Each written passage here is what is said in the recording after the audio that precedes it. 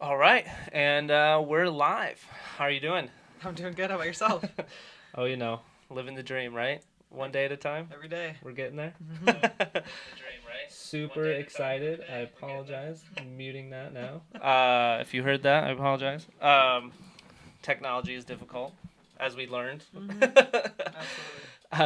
um, so this is the Game Corner. Super excited to have everybody tuning in, everybody listening. I have with me my very good friend Niki Gerlach. She is the owner and operator of Setolicous. Her and her mom, mother-daughter duo, run a wonton business out here in the great Pacific Northwest city of Seattle.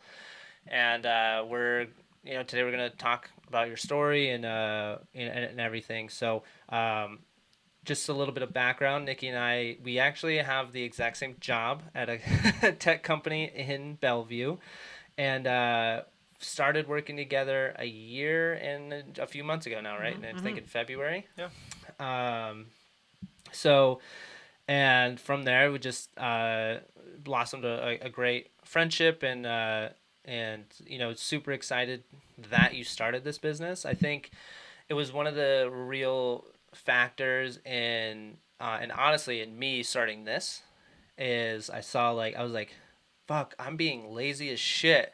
Like, god damn, like gyms are closed. I'm running every once in a while, maybe doing a couple push-ups, and Nikki's out here fucking grinding away, working these 13, 14-hour days, just crushing it. And so I'm really excited to have you on. Yeah. So I wanted to just start, and if you want to, introduce yourself to everybody Absolutely. that Well, thanks for listen. having me, Tony. I'm excited to be here. Yeah, I mean, it's been an interesting time as of recent. Obviously, we've been going through a shift in the globe with COVID and BLM and a lot of other different factors, but been really excited as of recent. I think the biggest thing that I could take from all of this is I told my mom during this pandemic, if you're going to do one thing, learn something new. And we decided to start this business. So excited that it's taken off, and excited on where it's going to go. But you're just here for the journey right now. Yeah, absolutely right. Mm-hmm. So when did you officially start Sea Delicious? Yeah, so it was actually the first week of May. We had an announcement that we were going to be coming out with our business, and then from there, I told my mom, I said, if we're gonna do this, let's do this right. Let's make sure we have enough inventory. Let's have everything in our army to be prepared. So we announced on our Instagram the first week of May, and then about 2 or 3 weeks later, we announced that we were fully live with some wontons ready to go, just to see what happened, and it really just took off. I think word of mouth was the biggest piece of excitement here for us. Yeah, I 100% agree. I remember I was like nervous the first week that I almost missed out. Cuz they sold out I think in like 3 hours, 4 Yeah, hours. yeah, it was pretty quick. I mean, we had probably over 300 or 400 bags of wontons readily available, so we were ready to hit the ground running. And I mean, we've been talking about this, to be honest with you, for about 10 years now. So my Yeah. mom's been talking about it. I'm like, this is the time. Let's take advantage and create an opportunity here. So Wow. yeah. That's awesome. Yeah, Like yeah. it's super exciting. Mm-hmm. Um, for people who don't know, the Ceto-licious, the Ceto part is your mom's maiden name, correct? Correct. Yeah. And obviously combined with delicious, because. Absolutely. Yeah, definitely. Simple. um, so did you learn how to fold these wontons from your mom, Yeah. Yeah. and then she probably learned from her mom as well? Exactly. So it's been passed down from generations. I probably learned it around the age of, I want to say, 8 or so. I mean, obviously, as most of us think about our childhood, it's hard to kind of pinpoint that time in our life. But Right. learned at a young age, and throughout my travels after college, I just kind of brought it with me. And I think the biggest piece that I always touch on, and really why we're wanting to bring it into people's homes now, is whether you're 10 minutes down the street from your family, like right now, where we can't really see our family because of COVID, or you're 20,000 miles away in a different state, when you make a bowl of wontons, it makes you feel at home. So for me, when I went to school at the University of Arizona, when I was out there, when I had them, it just made me feel connected to my family with just a simple dish.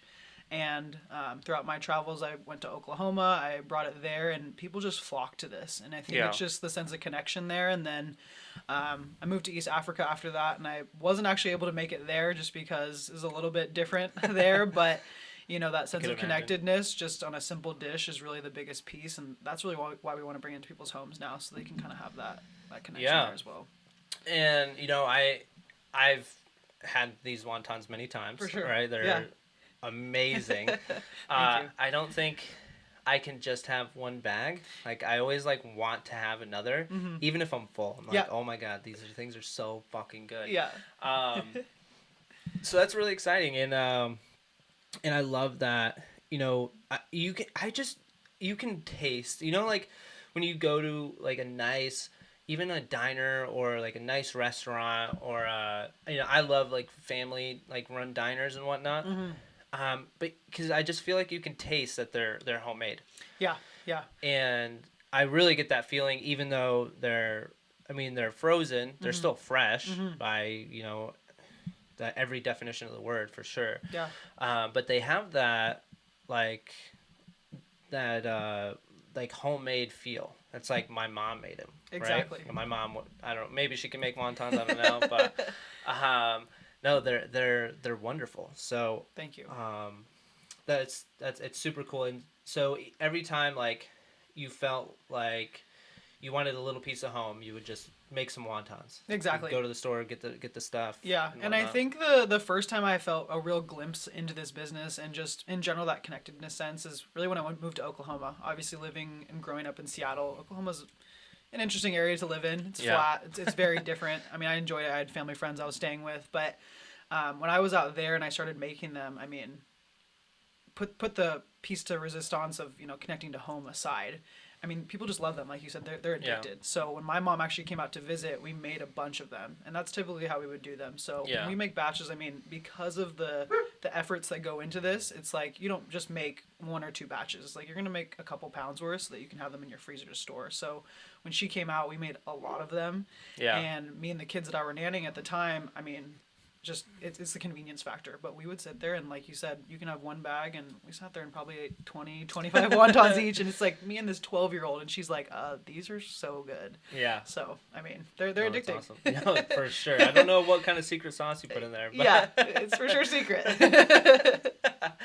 um, but I think that one of the and I know this because I know you. I think that Mhm. my favorite thing about this is how you utilized your stimulus check. Yeah, yeah. Um, right? Most people or almost everybody got that $1,200 check from the government Hmm. during the initial shutdown, Right. and hopefully we get another one. Yeah, yeah. Fingers crossed. We'll see. But no, I mean it. You utilized it for this. Yeah, You definitely. you put like pretty much every penny that you got from that for this. Yeah. Where most people did it to drink or party, have a Hmm. good time, Hmm. buy a plane ticket. They did all buy shoes, right? Yeah. I mean, who doesn't love a good pair of shoes? But Exactly. But yeah, I think that's the most like financially responsible, I guess is the best term to yeah, use. I'm not sure, but use of the stimulus check. yeah. You essentially were like, okay, here's a $1,200 bonus, and I'm going to use it to start a business. Hmm. And when it comes to, and I apologize, I just thought of this. Hmm. But when it came to like startup costs for you and your mom, do you know like how much that it was? Yeah, so I mean, the initial stimulus check definitely got us started, and then beyond that, as we've all known, I mean, we've been at home working, so going out and going to restaurants and stuff. I mean, I haven't been spending that kind of money nowadays. Same with Yeah. gas and such. So I mean, today for the last 10 weeks that we've been in business, we've spent less than $5,000 on getting the business started. So, I mean, I think about most companies that get started, it's Yeah. like pretty reasonable. For sure. I The mean, like they usually go to the bank and get like a 30K like loan, exactly, yeah. right? And you guys kind of started out in the black there, and you were like, awesome. Hmm. You're in profit Right. from the really that first Wonton Wednesday. And so I think the big thing here with our products, I mean, as you said, they taste fresh. I mean, they are. The skins come from right downtown in Chinatown. It's from company called Suchong, and the brand's called Rose Brand. I mean, they make these skins fresh daily. So I mean, you can smell every single time you open this bag the flour. Yeah. It's like, I mean, you're in Italy or you're somewhere with just that fresh dough that's coming Absolutely. out. So when it comes down to the ingredients of our stuff, everything's pretty affordable. To be honest with you, the biggest piece here is the labor. It really is the labor. It's the tedious labor of the cutting of the onions, the Folding. making the meat itself, and then Yeah. sitting there and folding for hours upon end. I mean, really putting our love into it. So that's the biggest piece here in all this. And then I know that we're, kind of a side story, and I want to definitely come back to that. But I remember I helped out my good buddy Isaac. Shout out Isaac. We folded essentially wontons. He called them momos. He's from Nepal. Okay. And love the guy. He's in Cleveland, I think, right now. Just got married recently, and congrats. Yeah, yeah. Hopefully he's watching. But yeah, and we like folded these wontons or momos, and I was like, oh my god, like I don't know if like I've done a lot of like physical, have a lot of physical jobs, I guess, in my life, but like just going and like and like putting tedious. them and like making sure that like the nothing spills out and like so on and so forth. I was like, wow. And then when you were saying that you were folding all of these by your hand, and I was like, oh my goodness. Like I couldn't imagine, like I was like trying to fathom it in my brain, and it just, it was not computing. Yeah. So.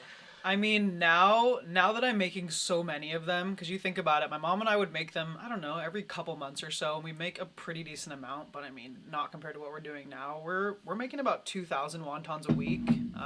Analytics-wise, just for fun facts, I mean, I can make probably about 100 an hour. But Ow. you think about that, and not only am I folding these, but it's every time I'm finishing a tray, I'm having to go walk to the freezer to go put them in, and then go rewash my hands. So it's a whole process in between there. Right. So right now it's pretty much about an average of 100 an hour, but that's the thing now is that it's tedious because you got to make sure that none of the meat's seeping out. And for me, I'm pretty particular. My mom and I work very differently, but I think that's where this pairing is good. Is that we're very different. My mom is more of the salesy, the talker person, and I can be that as well, but I'm on my stuff, and that's why, again, I'm kind of titled CEO right now.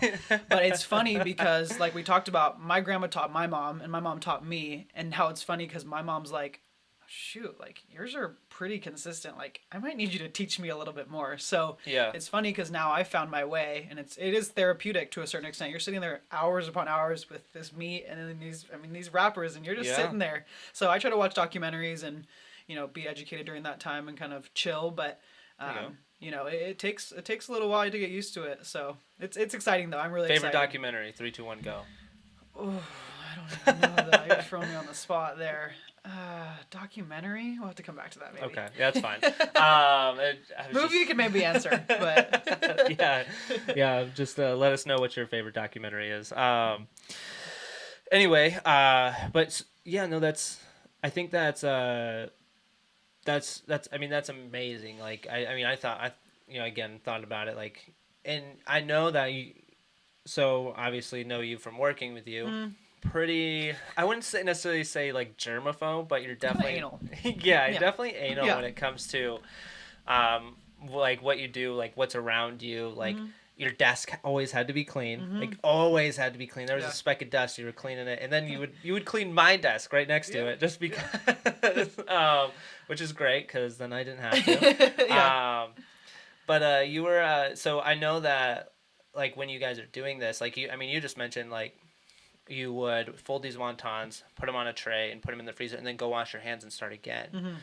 And like I was like, oh yeah, I guess you probably should wash your hands in between like grabbing the metal tray and like throwing them in. Yeah. How long does it take to freeze these typically?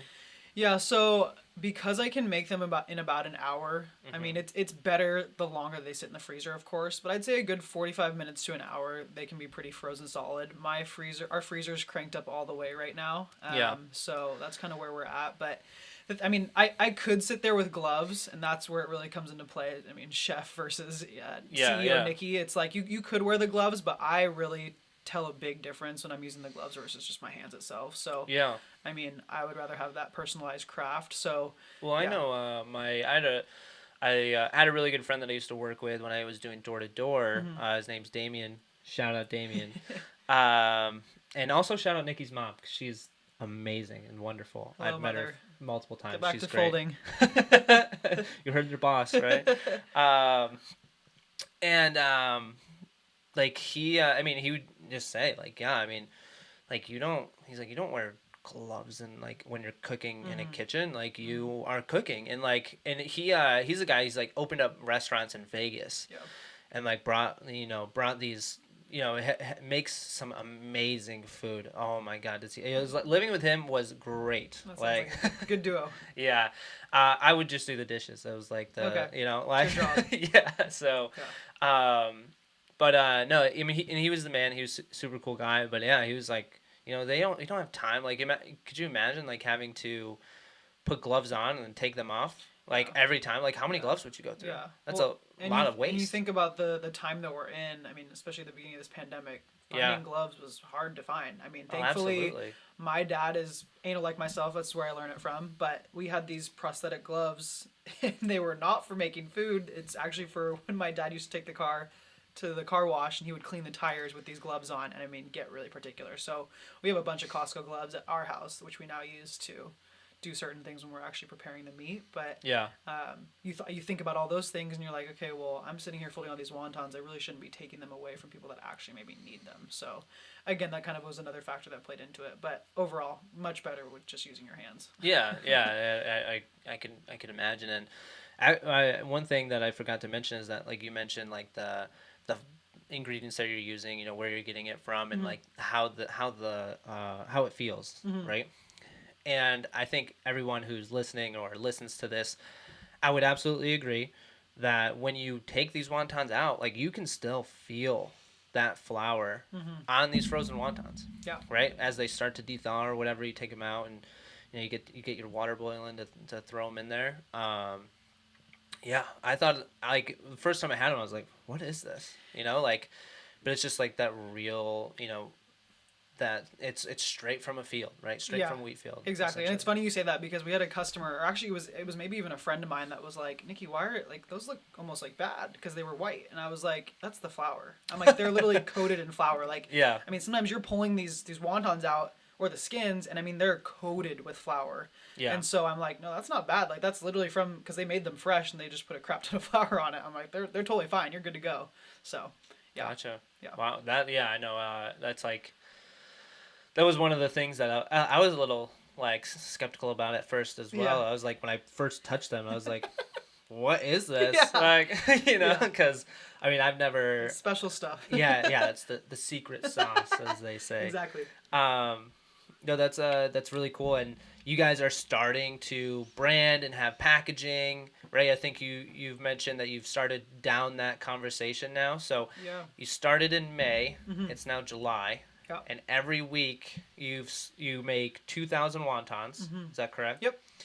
And literally sell out. Like you sell out. Like you have the wonton Wednesday, right? I Mm-hmm. love that. That's Yeah. like I thought that was a genius marketing move, by the way. Thank you. Um, you have your Wonton Wednesday, and at first it was like every Wednesday we would sell out. You would sell out, Yeah. and I think it only took like a month for like okay, like Wonton Wednesday happened, and then like that Saturday or Sunday, you were sold out for the next week. Like people were already submitting orders, Yeah. and like you were already sold out. Exactly. Yeah. It's what Saturday now, and we're pretty much almost sold out for next week, which is exciting. Yeah. Just because I can get my things together a little bit more, but yeah, I mean, we've been in business now for what 9-10 weeks, and we've majority of the time been completely sold out. We took a little bit of a smaller break on social media just for a moment because there were so many things going on in the world. Yeah. But I mean, people were still ordering wontons, and I think the biggest thing here for people, the pandemic's definitely played a part in how successful we've been, just for our flexibility. Because you think about it, right now we're delivering these bags of wontons. I mean, they have to go in the freezer pretty much ASAP. Yep. And days like today where it's 75 plus degrees out, it can't just be sitting outside. So thankfully people have been home, but it's definitely played a factor in our whole process. So Yeah, 2,000 wontons a week. Wednesday is our day in Seattle where my mom and I do hand driven deliveries, and then Thursday and Friday are typically our East Side days. Yeah. So we've really gotten it down, but yeah, we're in the works of expanding this a little bit more. Our next pit stop is really just changing the way this is set up. So our big goal is to make this, I mean, a Chinese food prep kit. So more to come on what it'll look like, but essentially it will be all in one. You'll be able to put the entire thing in your freezer so that whenever you're ready to eat them, you can. Like a Lunchable. Exactly. Yeah, but I just a love it. way more authentic one that's ready in 7 minutes, and it is not as bad as that sketchy turkey meat, but it's still good. Still good. Yeah, no, the pizza Lunchables. Right? Yeah, I mean, we all know it's sketch, but we all still eat it. It is what it is. It's so. like a Pop-Tart. Yeah, it's like I have no idea what that meat is actually made of, but that meat and the cheddar cheese and the cracker is just fire, man. It's just still good. Yeah. Oh, absolutely, dude. It's like, I don't know what it is. I mean, I'm sure it's just like a combination of like salt. Pretty much. Like, who knows? If it's real meat. I don't really understand. Yeah, exactly. It's like hot dog. Right? Yeah. It's like not exactly real meat, but I'm still gonna eat a hot dog if I want a hot dog. It's you just know? like the whole chicken nugget thing at McDonald's. It's like, like it's the shitty part of the chicken. I was like, well, shit, it's good. Yeah. Oh, yeah. It's Still gonna eat delicious. it. Yeah, Yeah. Absolutely. Like drunk at 2 a.m. Yep. Drive through. Yeah, give me some sauce. Let's Yeah, go. like, oh, that's funny. Oh man, sorry, I had a funny story, and that was just all those like ums and ahs right there. Was me trying to remember what my funny story was, and then I remembered it. Anyway, so yesterday, I think it was either yesterday or the day before, I go and get a coffee, right, from the coffee shop right down the street, and I go, "Do you want anything?" He's like, in order to Mike, and Mike's like, "Yeah, if they have a blueberry muffin." Right? Okay, simple enough. Yeah, very, very simple. So I go there. They didn't have a blueberry muffin, but they had a blueberry scone. I'm like, oh, it's like the same thing. Mike had never had a scone. That's my roommate. Shout out, Mike. What? Never had a scone ever, and goes and Wow. tries a blueberry scone. He didn't like it. I'll put it. I'll just like leave it there. He's like, it just tastes like nothing. Like the bread tastes like nothing. I can't taste the blueberries. Taste like nothing. I'm like, what are you talking about? Because I think in a scone the blueberry is much more pronounced than in a muffin. Yeah. Right. But yeah, he Same but different, right? Yeah. God, I love that movie. I mean, they're similar. They're not the same by any means. Scones are. I mean, you have to find a good scone though, because you think about a scone, and I think if I'm gonna eat a scone, it's got to be moist, because a lot of the scones you get are dry, and it's just like. Oh, I would say it was pretty well made. It wasn't like super moist, but it definitely wasn't dry by any means. Yeah. And I actually got a homemade. Had homemade Pop-Tarts with rhubarb. They were delicious. Wow, you got him the scone, and then you got yourself a homemade Pop-Tart. Absolutely. I would have been like, bro, why didn't you get me one of those too? He was. I asked him if he wanted to try it. Didn't even want to try it. Oh, that's shocking. Yeah. It was good though. I'm assuming. It was delicious. Yeah. Absolutely. Okay. But yeah, I thought that was really funny. I was just like, it's like, how have you never had a scone before? That is really interesting. I think it's like an East Coast West Coast thing though. East Coast, I think, like breakfast is just not big at least during the week. Like at least what I remember is like, yeah, breakfast, like maybe an egg or whatever. But on Saturday it was like big breakfast or brunch. Right? Yeah. My mom used to make some. Oh my god, outstanding. She would like come in with like a giant stack of pancakes, a big old bowl of like scrambled eggs. And it was like me and obviously my whole family. It was great. But I think out here I feel that like breakfast pastry is it's almost like a trademark. Yeah. Like it's like what like at least in Seattle that I've noticed like people do. And absolutely nothing wrong with it by any means.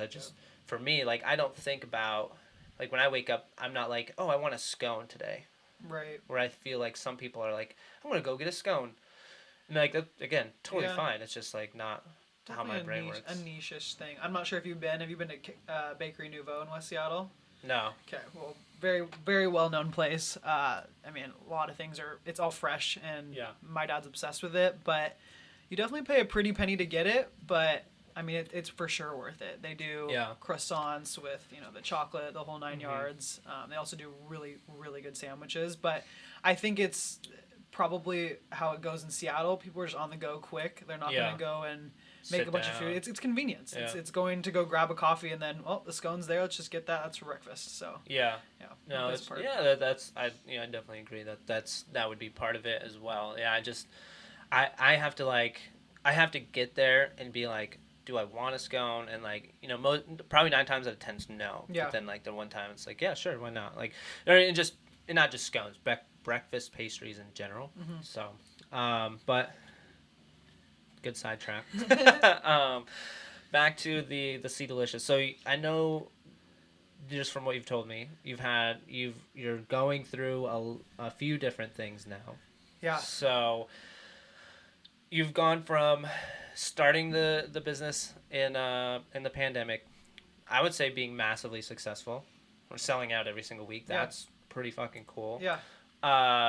To now like you're in a point where it's growth time. Hmm. Yeah. So what if you can go into detail like what kind of things are you doing like with the or the company you and your mom, which Hmm. is awesome, which I love, by Yeah. the way. um, you guys are doing to grow that. Yeah. Yeah. So, I mean, obviously, 2,000 wontons a week is great. There's two of us, so when we tell people, sometimes they're like, "Wow, 2,000 wontons a week," which is great. But I think people have now realized, of course, like yourself, when you want to order the wontons, you should probably be ordering them a week ahead. So being a little more on top of that, I'd like to speed that process up a little bit so that not only you can maybe get them within the week, but maybe Hmm. within the next 2 days, maybe within the next one day. The goal would obviously be same day. Yeah. So that's one of the things we're in talks with right now.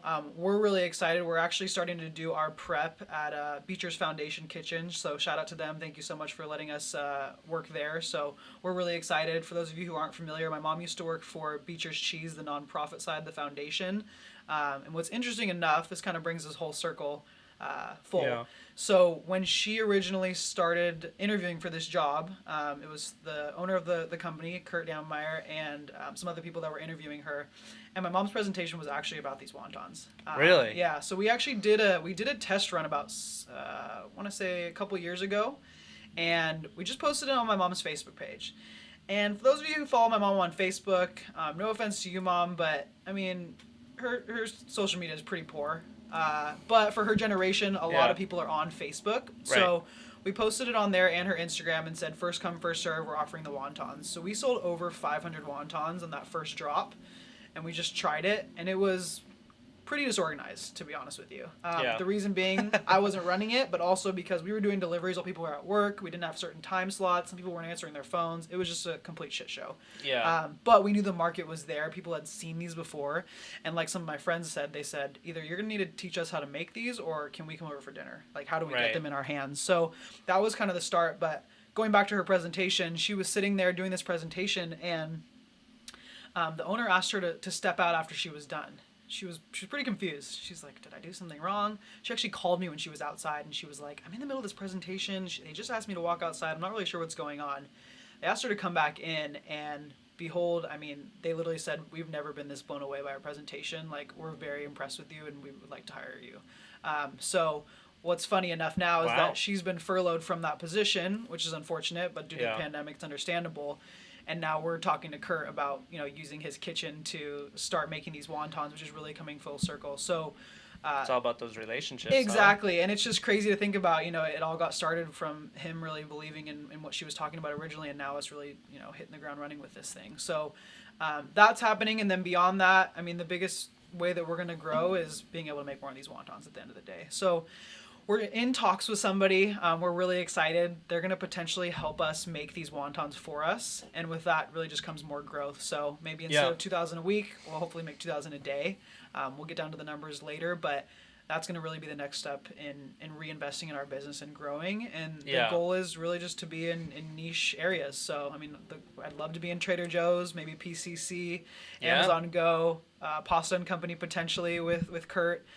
Who knows? But it's really just about the convenience factor. And I think beyond that, it's like you said, most people are here for convenience.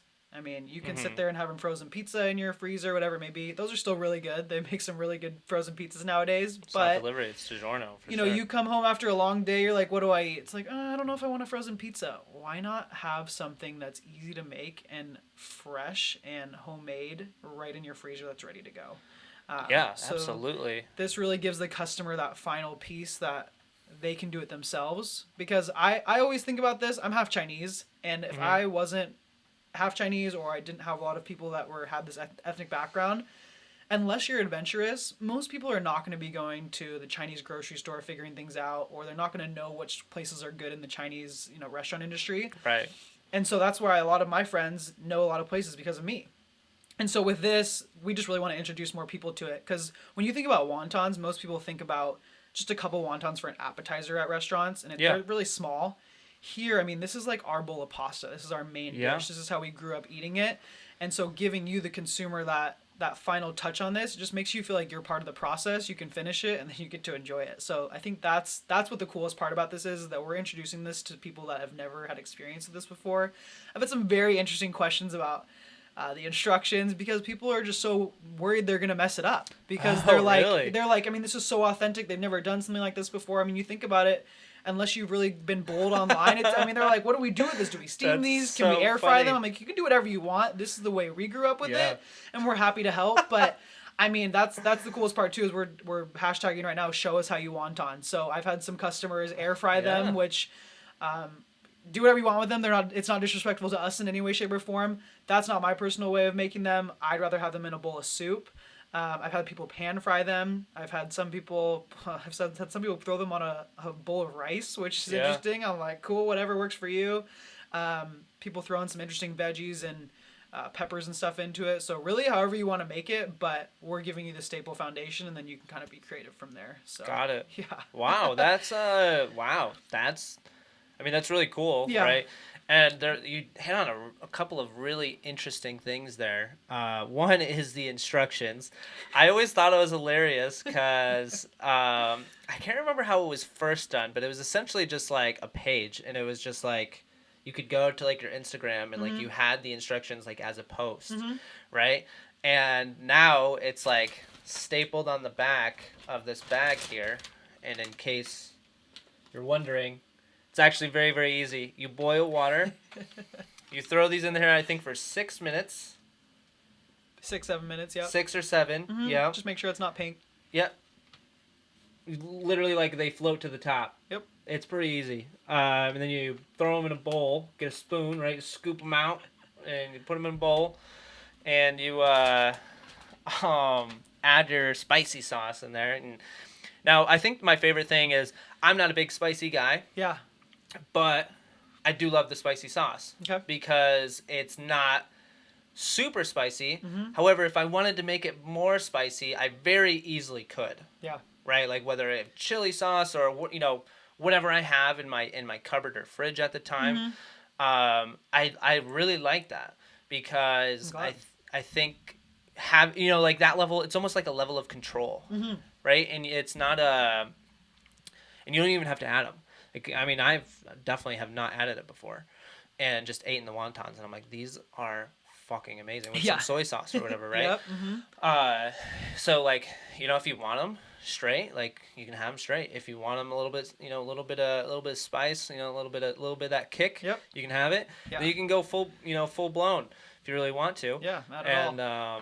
so I think that's really cool that I think what it does is it like negates like having to create like multiple packages.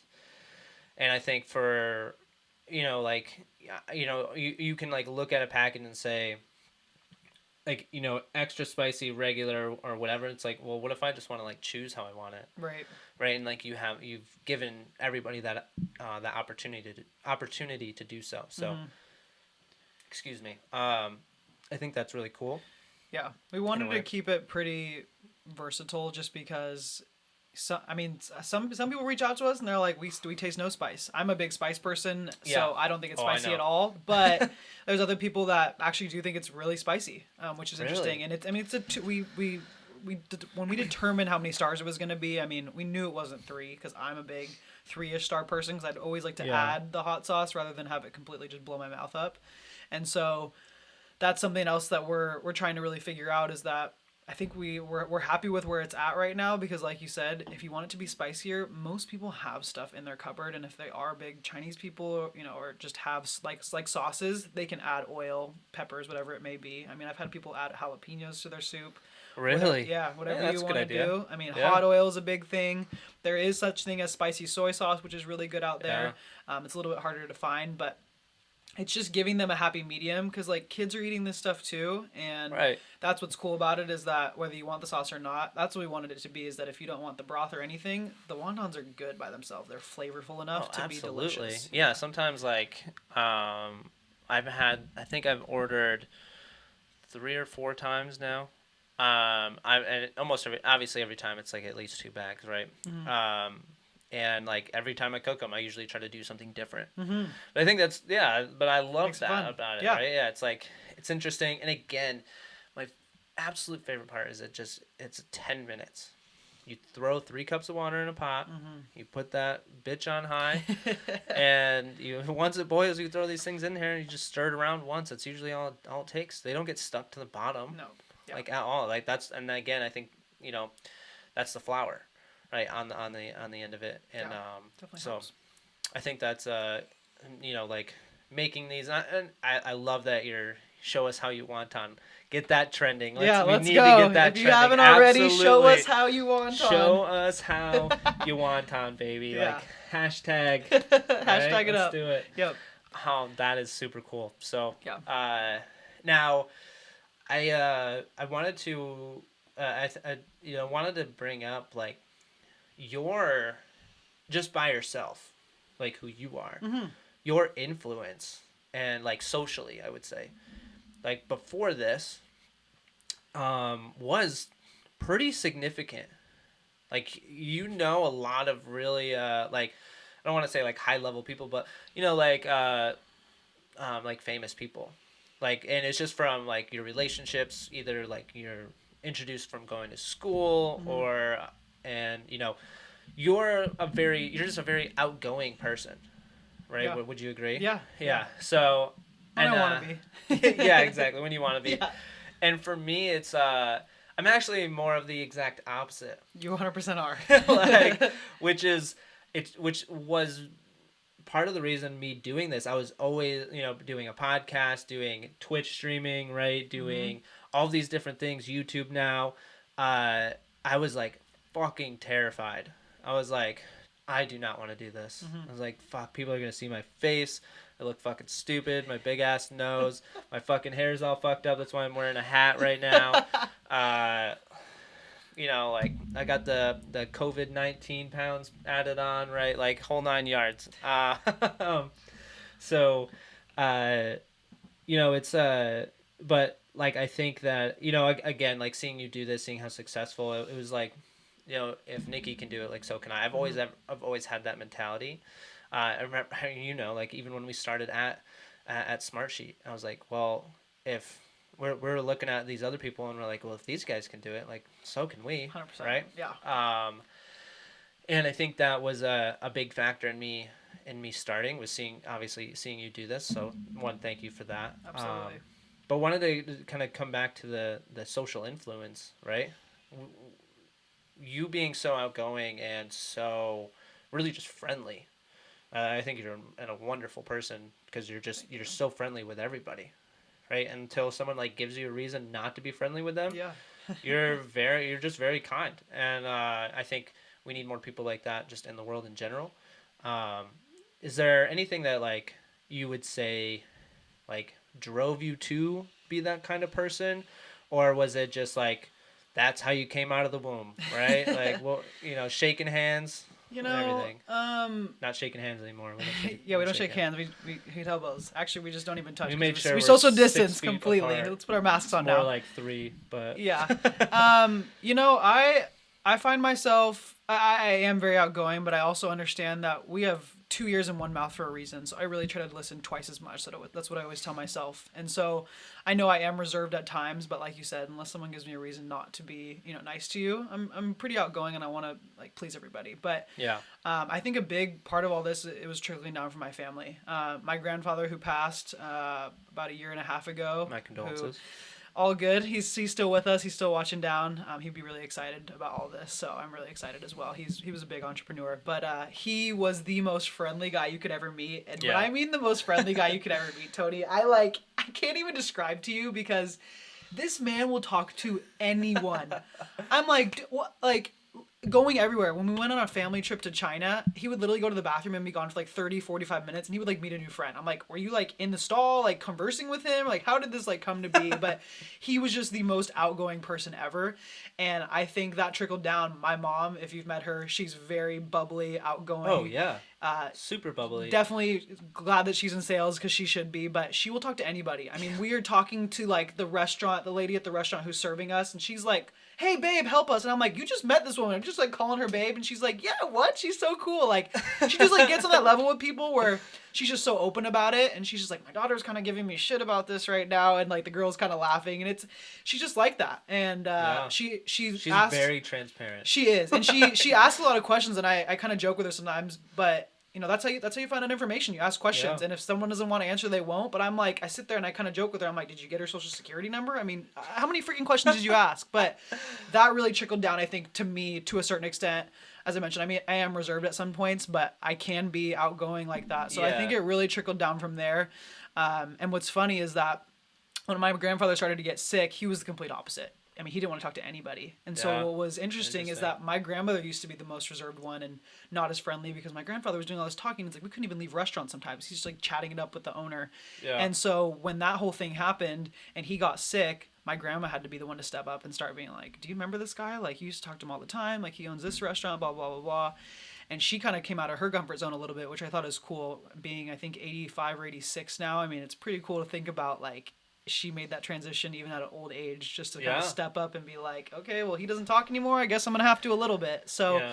To kind of um, bring his fire back. yeah, Help him. exactly. That's So cool. I think it really branched from there. And then, I mean, the other thing that really played into it is when I was in college, or excuse me, before college, I got into multi-level marketing, and I realized that we're not even gonna go down that path Yeah. right this second. So if Kelsey's watching, I love that. But I think what really played into that is knowledge is wealth. I think 100%. We need to learn from the people that have done certain things that we haven't done, and vice versa. You should be learning from everybody around you, and it's all about networking. It's really about knowing the right people, not to get value out of them or use them for certain things. It's really just to branch yourself out a little bit more and learn from others. And so, when I learned at a young age to network like that, I thought not only can I help them, but they can help me, and it's just a beneficial relationship where maybe like you're like for instance right now you're more educated in the podcast area where I can Hmm. learn from you, and then same goes back and forth where it's like, okay, you saw me doing my wonton stuff, this is where you took that right step in the right direction. So relationships right like that I've realized have been so beneficial in my life that I'm like, I love having connections all over the Yeah. place. And that's been great for me because all anyone wants to do is be connected to somebody and Yeah. learn from them. And I just want to surround myself with good people who are going to put me in the best light and make me be a better person. So, Yeah. yeah. Yeah. No, I think that and I like I've met some of your friends, obviously, Yeah. right? um, They're fun. they are definitely fun. They're but they're also they're like you. When I like think of them, and I will 100% admit I'm the guy that fucking hates everybody at first. Like I'm like, I don't like I you. know. Yeah, I know. you do actually. Yeah, I do. I do know that. And then I'm like, I don't.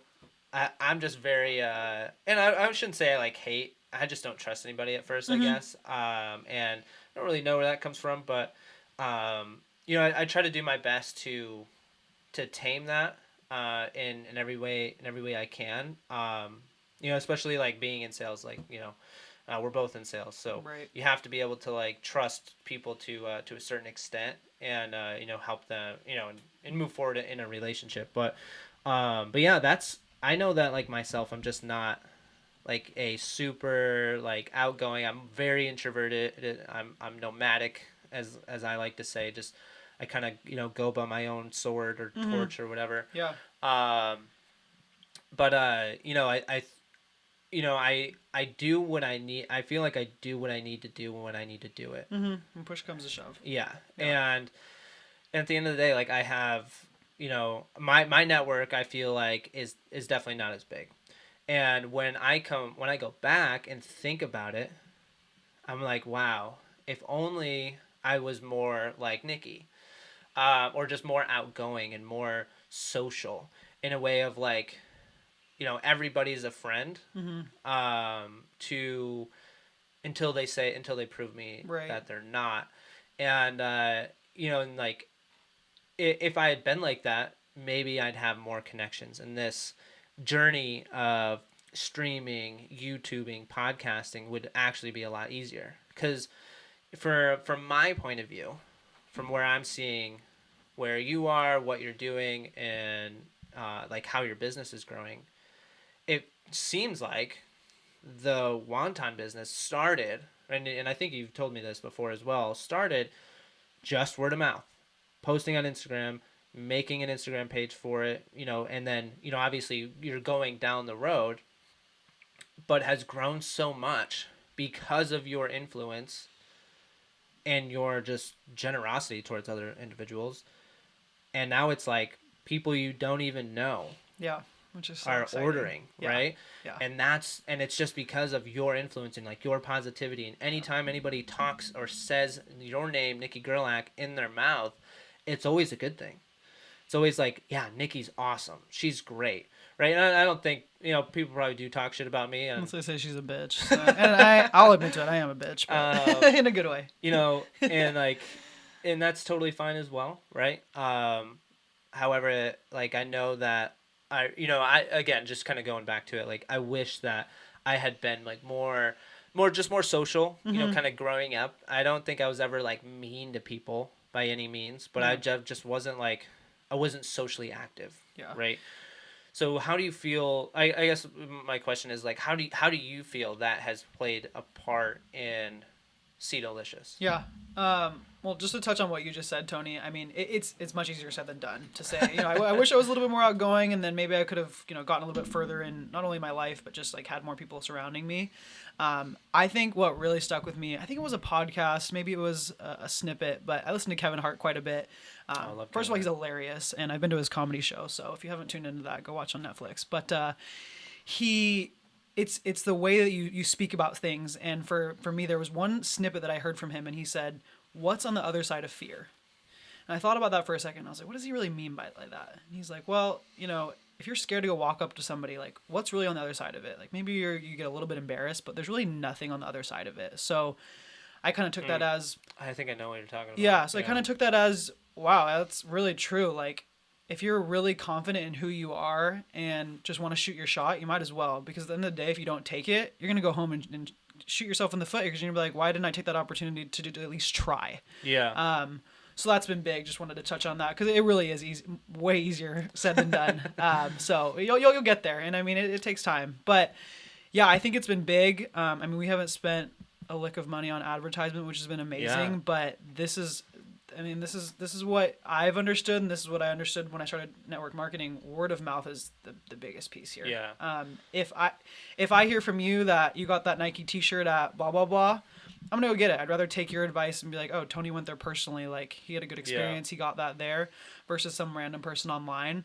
So what's really got us to where we're at and like the following that we already have online, it's literally just been from my friends sharing. So it started with our close group of friends, and what you realize in business is that eventually friends and family will run out. You need to Yep. have longevity there, sustainability, duplicate, like you want it to be duplicatable. And so by just my core group of friends sharing it, whether it be 1 or 10 people that saw it on someone's story, 1 out of those 5 people is going to order. And so once that trickle effect starts to go, it's now, instead of my 10 friends having eyes on this, it's now turned into 500 plus on our social media, at least on Instagram. So I mean, it's played a big factor, and I can't take all the credit. My mom's very well connected in the Seattle area. Yeah, She for grew up sure. here, and she's very sociable. So it's been a little bit of both. I think because of how social we both are, it's definitely helped. I think But very sociable is an understatement. yeah, but I mean, it's not even that we're trying to sell anybody. It's just like, hey, if you want to try it, try us out. Like, we're happy to help you guys. I mean, at the end of the Yeah, day, like, it's pretty affordable to get these wontons. We're delivering straight absolutely. to your door in certain areas. I mean, unfortunately, we're not going really deep right now just because it's just me and my mom managing this, and we got to Right. manage our time and deliveries. And right now, which is amazing, we have a logistics coordinator, Claire Ducharme. So shout out to her. We are so thankful to have her. Shout out to Her Claire. her routes are impeccable. I don't know how this works, you guys, but I'm telling you. So Wednesdays, like I said, we do Seattle, and then Thursday, Friday, we do the East Side. I'm telling you, when we do these deliveries, my people are within 10 minutes of each other, and we usually get a text when we're en route. And most of the time, I'm thinking, okay, it's gonna be like 15, 20-minute drive. Claire has got it down so good that, I mean, I'm literally texting these people and I'm like, hey, your driver's en route. We're gonna be there in like 4 minutes. Like, it's just so quick, and I don't know how it happens with these segments, but Claire is phenomenal at her job. She also works with us at Smartsheet. Went to school for geography, I believe, and It's so funny. it's exciting for her because I know, and I'm gonna call you out a little bit here, Claire, but she kind of nerds out with it. Like, Yeah. I'm like, for me, I Good could for go her. try to do it. I mean, you can try to do it on Google Maps and stuff, but we want to be efficient here, right? Not only Yeah. with our time, but with our gas and such. And so I was doing it on the Speedy Route app, but you can only do like a certain amount of things. And I'm really terrible at geography, and we don't even want to get started on my mom because she's not even a good driver either. But side note, still love you, mom. Keep folding. But Claire is impeccable at it, and so that's been a major part of all this as well. Is that, we're trying to keep our time down on that, and the routes are just so easy, and it's just great. Like, our customers are like, so our Yeah. time frame's from 5 to 8:30 right now, and to be honest with you, usually I'm done before 8. We just like to have that time frame, but we're still gonna make adjustments as phases go through because obviously not everyone will be home. So Yeah. Yeah. No, definitely. Yeah. Claire is funny. What did we do? Didn't Were you there when we did trivia? And I can't remember what it was, but we were talking about like a national park or whatever, and like I don't know. I'm gonna butcher this because essentially she just like guessed that it was like in England or something, and it was in the States. nice. Like, so I Well, thought that's it my was really logistics coordinator, so we yeah. love her. And I love Claire. She's funny. She is um she's just great. Yeah, Like in she's a every sense of go-getter word. too. No, That's for yeah, sure. for sure. Like came straight out of college right into Smartsheet and has Killed been it. crushing it. Yeah. So that's cool. Like again, I think that's comes back down to like who you are as a person, right? You met Claire at Smartsheet about a year ago now, Yeah. right? I Yeah. think in September is when Yeah. they started, or when she started, and now she's like helping you with your business. Yeah. You've Yeah. become that close of friends Yeah. in such a short period of time that like that's where you're at. Right. Right. And So yeah. that's really cool. Yeah, and I think that kind of shows again just being good to people and having connections and stuff. I mean, we have a very small team right now. Technically, it's just me and my mom, of course, Yeah. doing the deliveries, logistics, texting, everything. It's funny because Volunteering. my aunt was like the other day, hey, she didn't get her automated text the other day, and I'm like, there's no automated text. Like, that's literally from my phone. Yeah. I'm actually sending those texts out. I have a template, but like, it's personally sent from me. Yeah. But beyond the logistics of the business, I mean, we have a small team. It's Claire's my logistics coordinator. I have my good friend Michaela Nevis, who she is doing all of our photography, so all the media on our Is social. that the person I saw on your Instagram the other day? Possibly Haley's dating her. So she does. Yeah, if you Maybe. saw the article, she takes phenomenal photos. I Okay. love her style. Very well done. She captured the great image on our article that was written not too long ago. And then beyond that, the other person that's on our team, which is technically our head of brand right now, is my cousin Catherine. Oh, that's who I saw. Yeah, Sorry, that's who I so was thinking. yeah, that's my cousin. She went to school for graphic design. She's Cool. in a little bit of a different role right now, but what's exciting to me is that she's super excited about all this. She's been helping us with everything. She made the logo, so I know lots of you have loved the logo. We're waiting for T-shirts. That'll be coming I was eventually. about to ask, yeah. We're working on all those things step by step. Nikki still works a full-time job as well, so we're trying to factor these things in. But she made the logo. She's done all of our instructions, everything. It's down to a T. And actually, on our next steps of changing the packaging, she will be creating the whole label on it. So she's really good at what she does, and what's great is that she's already part of the family, so she's excited for this. And Right. I mean, it's a legacy we want to bring down. And my grandfather was such an entrepreneur that that's what's awesome is that if he was sitting here right now, he would just be so excited. I mean, he's Right. done a lot of things over the years, and my grandma, if she was sitting here, would probably be rolling her eyes a little bit because there were some weird things he did. But some of them were successful. I'll tell you one snippet. I don't know why my grandfather bought like I think like 5,000 pairs of denim jeans from China one time. Yeah. And my dad used to work Like for Alibaba or yeah, some crap like that a while ago. I don't know why. Maybe he thought there was going to be a whole big, fad about it. Yeah. And my dad was working in the trucking industry at the time, and he had a like empty space in his warehouse. And my grandfather's like, "Can I store these here?" And my dad's like, "Sure." And they had sat there for a while, and my dad kept being like, are you doing something with this? And he's like, I don't really know.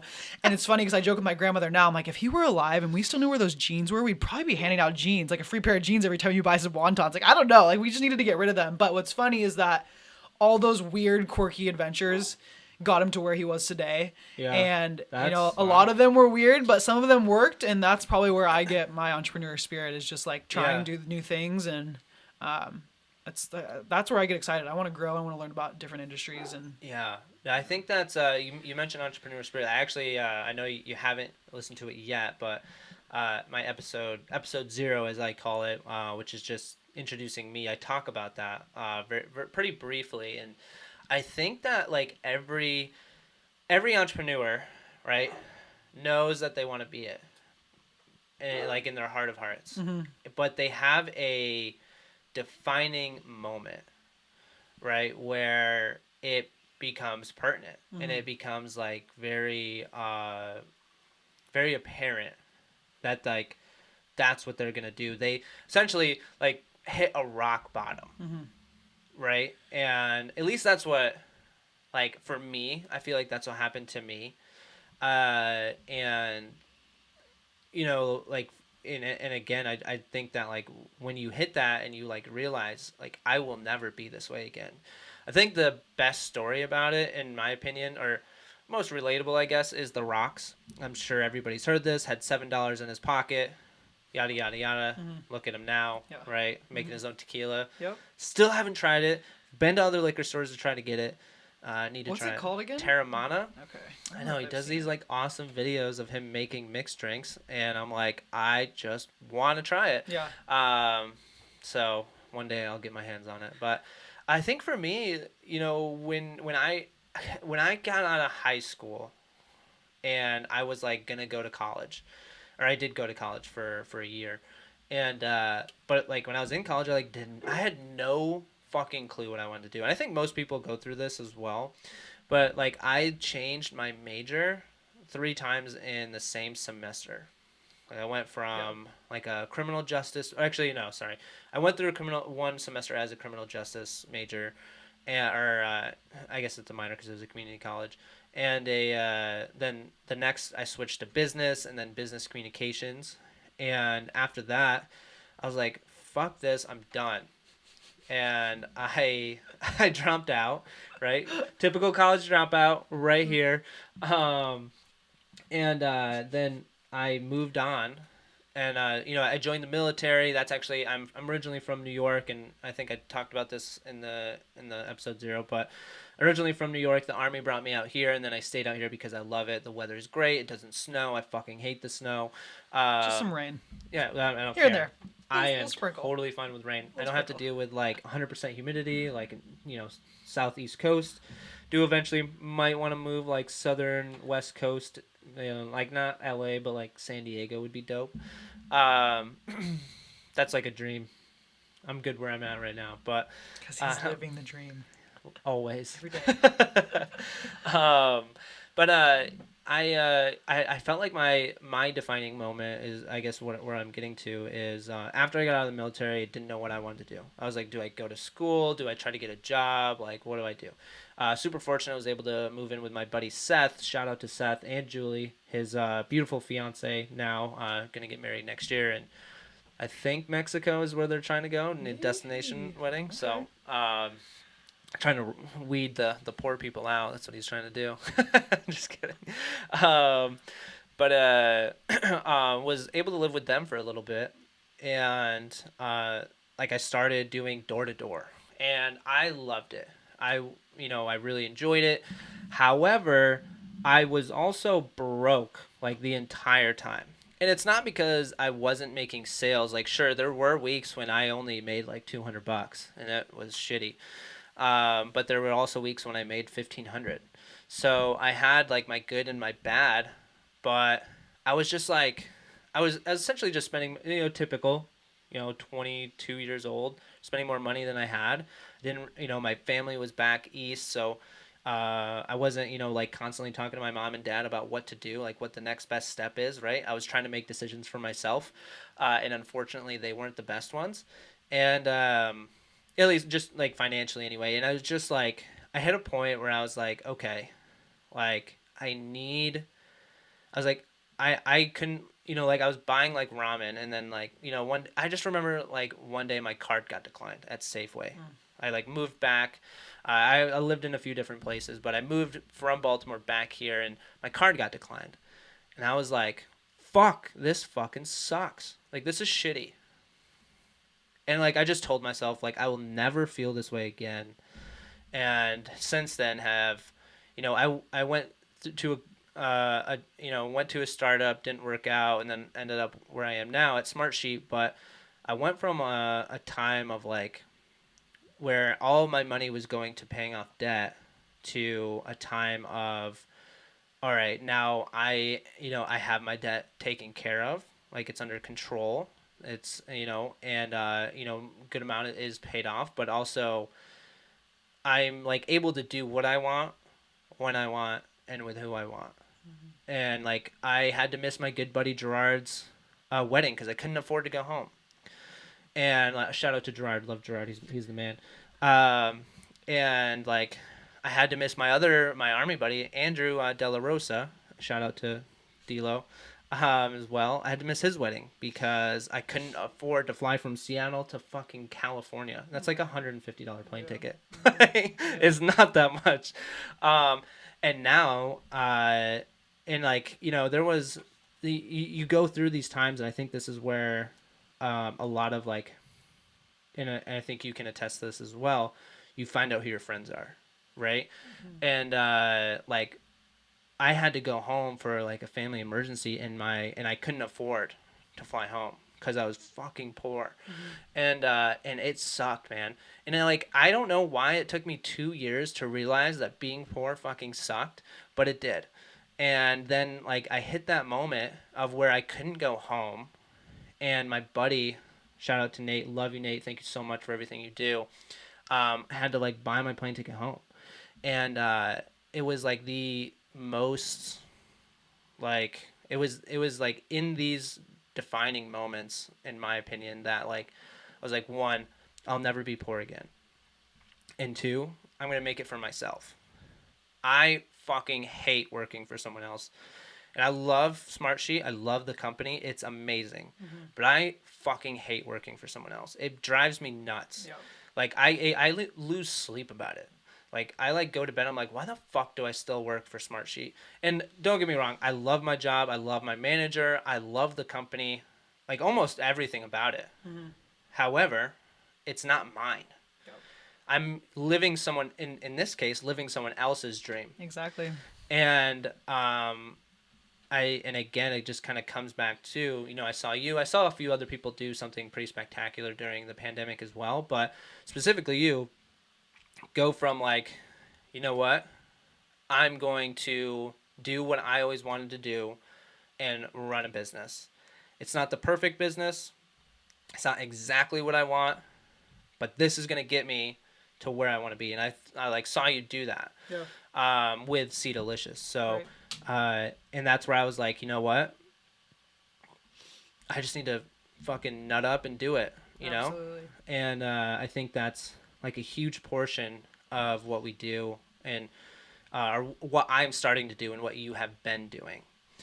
So I think that, for one, I think that's a huge inspiration for anybody that hears your story, listens to this, Anybody that you talk to is like like one day, fuck, Nikki, you're gonna be the CEO of fucking. You know, I mean, you are the CEO of Setolicous, but one day Setolicous is gonna be like in all these stores, and you're gonna be the one like telling your story, and you're gonna be the one that's like, yeah, I fucking worked a regular, or had a real job, Yep.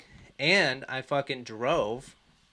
Oh yeah, by the way, when I got off at like 4 o'clock, I also like delivered wontons to people's doors Mm-hmm. that I also handcrafted all day on Sunday with my mom Yep. and Saturday probably as well. Like when you're Yeah. not doing deliveries, Mm-hmm. obviously I appreciate you taking the time to do this podcast Of with me, course. but Yeah. like like I'm like thinking about it like how the fuck does she have time to do anything? It's a grind time. It's a grind time. Like, Yeah. it's pretty spectacular, like I think that like people look at like CEOs. I think particular for the one that comes to mind to me, and it's because he's an alien, is Elon Musk. Mm-hmm. It's like how does he run, Tesla, SpaceX, the Boring Company, and be engaged on Twitter at the same time? Like, how does he do that? And he's a fucking genius. Like he is, in my opinion, like our generation's genius. Him and Jeff Bezos, Mm-hmm. right? And but I think that like the way that he manages his time, like It's a big thing. that's like mastery level, and that Yeah. might be beyond mastery level, Yeah. right? It's a big thing. But that's what you're doing. You talked about like uh like you had to run operations because if your mom did it, it would be all over the fucking place, and She's got other skills, but yeah. maybe not that forte. she she she can talk people's ear off any day, right? Yeah. She's the customer service side. Yeah, and she is fantastic. I'll never forget side story of hashtag side story of when she like literally called Kelsey. We were at the bowling place, whatever that is, Lucky Strike, and she's like, Oh god. "Hey, what are you doing?" Oh, Kelsey's like, "We're having a team happy hour, and like like we're at Lucky Strike." Like, "Oh, okay.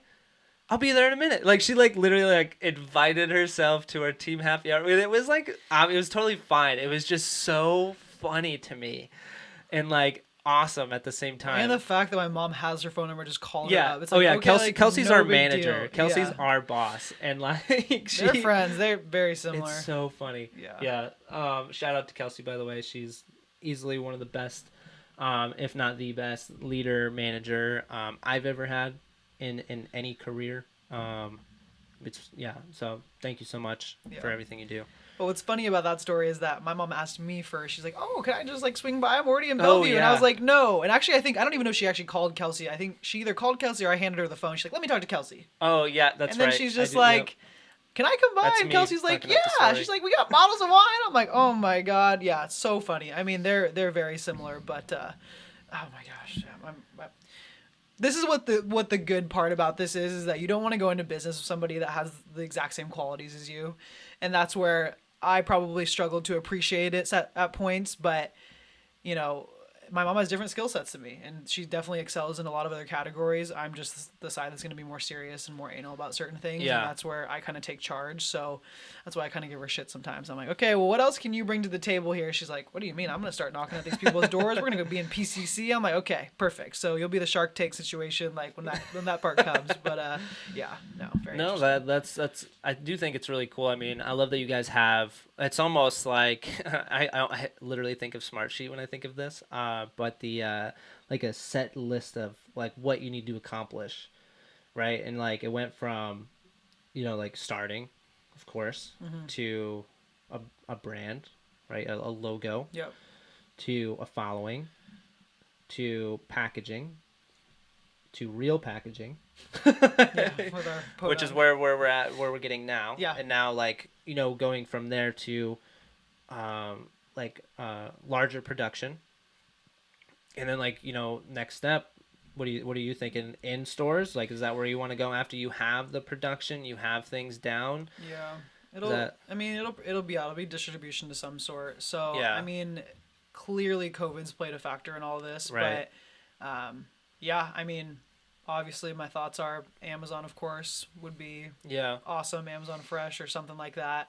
But yeah, just really being in normal niche stores. I think PCC is a big one just because they Yeah. source local Yeah. people, PCC is a local and it's so Seattle great. like grocery store. Yeah, So, and they're very particular on who they bring in. And I'm not yep. even familiar with how that route would be, but places like that. I mean, I'm a big fan of Trader Joe's. I love Trader Safeway, of Joe's. course, would be awesome, but whether it be that or figuring out shipping, just to different areas around the world, that's what we'll need to get. It'll be Yeah. distribution at that point. Well, yeah, and I like the idea of like starting local, right? Yeah. With PCC, with the Amazon Go, Amazon Fresh, Hmm. right? And and if it like obviously gets to the point like going national as Yeah. well. Yeah. I think I think at that point you go from like and I think honestly think you have the best foundation and framework to be able to do this, but you're going from like a wonton company to a brand, Hmm. to a like a media, Yeah. right? You're not just being it's not just about the wontons. And at this point it's really not just about the No. wontons. It's about like kind of what we started with. Like the connection. Hmm. The that home feel Yeah. of like these are real, like I mean they are real obviously, but obviously maybe I'm just Fake kidding they are. wontons. um, Catch us out but there. they're like real authentic like stuff that you can get at a restaurant, like that's how and that's how it feels, and they taste just as good, Yeah. right? Yeah.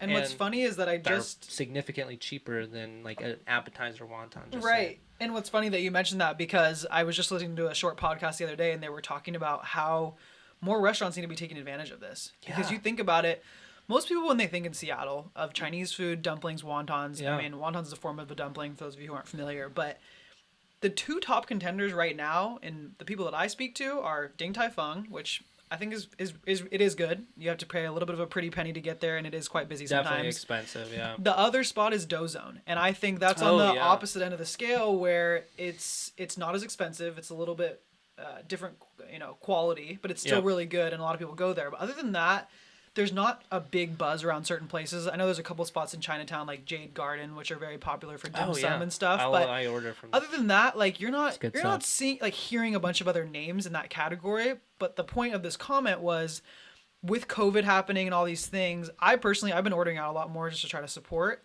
but it's a different. I think it's a different experience when you order to go. Some of these restaurants, I don't think it's up to par with normally what we're used to having. I've like even had like Red Robin recently, and it's like it wasn't the same. Like I love Red Robin, Yeah. and that's where a lot of these restaurants are now trying to kill it with this frozen situation because when you take it home from Ding Tai Fung, it's good, but it's different because it's not fresh and Yeah. hot. And so that's what's big here. A lot of companies are starting to do the frozen wontons or dumplings in a sense because people can take them home. If you've ever heard of like Mimi Chang's in New York, that's really, really big. I'm not sure if you're even familiar with them. I'm They started not, off but small. They're all locally sourced, but they're starting to do frozen kits. There's a couple other places in Seattle that are doing them as well, but it's the convenience factor and like not having the transportation ruin how it tastes. So yeah. No, I think that yeah, I mean that's what's really funny is that I mean you guys like figured it out, or you and your mom, mhm. and you probably didn't even fucking know what you were doing. You were just like, I feel like this is the best way to do it, so Still don't know let's what do we're it. doing. Oh, nobody, I don't think Just gotta figure you it ever out. like real figured it out. It's always it's ever changing, but it's so it's awesome because you guys were just like, well, let's just freeze them and deliver them. Mm-hmm. Mm-hmm. And then it's like, yeah, sounds great. Yeah. It's like And and then not like like these giant companies. Din Tai Fung's not small. Dozone, I think obviously I think it's a little smaller, but I'm not uh, 100% sure. But Din Tai Fung is very expensive. mm-hmm. I love Din Tai Fung. I love Asian cuisine just in general. Yeah. However, like if I have to choose between the amount of food that I get and paying the Din Tai Fung price, Mm-hmm. or a Setolicous bag, or 2 bags. What's that? 24 wontons, $30, Yep. right? Mm-hmm. Delivered to my house, fresh and frozen. Yep. I'm going with Setolicous. Right. Like it's not a. I don't want to go and spend like I don't remember the exact cost, but I'm pretty sure it's like $15 for like less than 10, like 8 wontons Yeah, I or was gonna say I something. think I want to say it's $2 a wonton. They do have a Yeah. wonton dish. It's very different. It's actually more sweet. I actually do enjoy it. It's like a sweet, spicy dish, but yeah, Yeah. I think it's about $2 a pop. Yeah. So It is like, and again, like as you alluded to, it's not fresh by the time you go and pick it up. You do yeah, DoorDash, whatever it is. way Like different. I've gotten DoorDash or food delivery in general, whichever fucking app I decided to use, which had a promotion going on for the weekend for free delivery, right? Yeah. To deliver to my house when Angelina was over. She got like burgers or something. I think it was from Katsu Burger. I love yeah. Katsu Burger. It's so good. Yeah. But at the time we got the burger, it was like the bread was moist. Yeah. Like the bread was like moist because it was like sitting there for too long, and Yep. like, and anybody who likes burgers knows you can't have moist bread. No. It doesn't work. Unless you're weird, but you Yeah. know, we're not Unless we're you're not like judging weird people. We like weird Joey people too. Chestnut eating all those hot dogs, right? From the Nathan's hot dog eating contest. Oh yeah. 75 fucking hot. That's crazy. That's crazy. But yeah, they like they dip the bread in water to eat it, and that's so weird. But yeah, no, I mean, but 100% like the fresh, the better. Like that's what it's all about. And I think that we need to or I think that like you guys just really just starting that way. You just started that like, hey, this is how we're doing it. Yep. And it turned out that's the best way to do it. And I think that's really cool. Yeah. That that happened. That's that's kind of the exciting part, right? And now that you're on that next level of like you're here, right? You're inching ever and ever closer, right? I feel like to where you go. Wanted to review. Let's talk numbers. Yeah. What do we got? So how many wontons? So we've started the first week of May. Yeah. How many wontons have you made? We've made close to 20,000 in our 20,000. 10 weeks of business now. Or 10 weeks? Yeah, nine. We're going in our 10th week now. Yeah. Like this tomorrow will be the 10th week. Week 10. Yep. So about. And you'll have 20,000 wontons. Yep. So. Obviously 2,000 a week. That makes perfect sense. Yeah, just around that amount. I was not good at math. I'm not either. Just have Smart Sheet do that for us. It's called automation.